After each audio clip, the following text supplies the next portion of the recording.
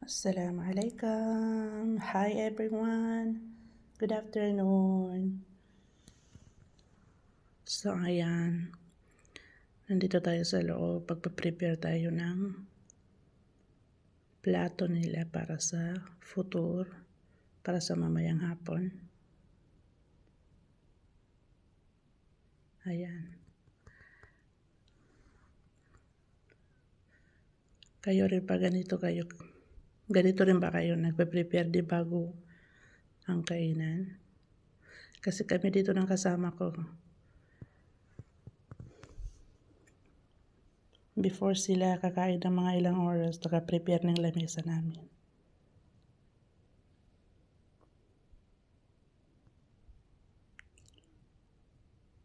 So ayan.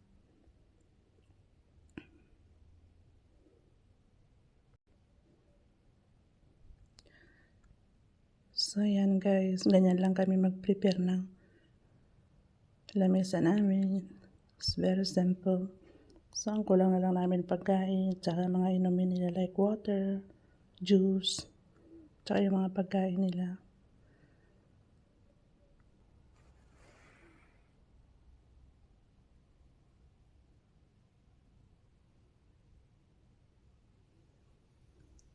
Ganyan lang kami mag-prepare guys. Simple lang. So yan lang, gusto ko lang po i-share sa inyo yung aming preparations. Napakasimple lang namin mag-prepare ng mga lamesa.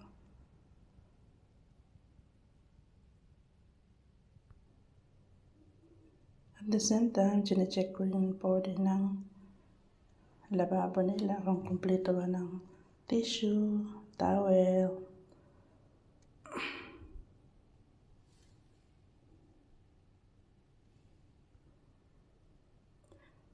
So yan guys, na-check na natin ang kanilang lababo. Linagyan na natin sila ng tissue.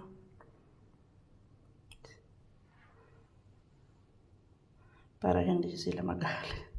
Nagagalit yung amo namin pag hindi kompleto dito sa lababo. Katulad ng towel, sabon, kailangan i-check everyday.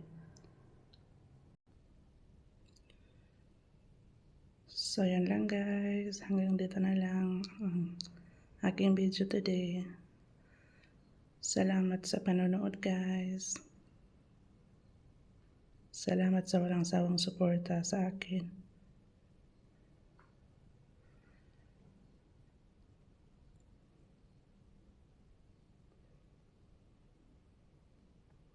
So yan lang. God bless po sa ating lahat.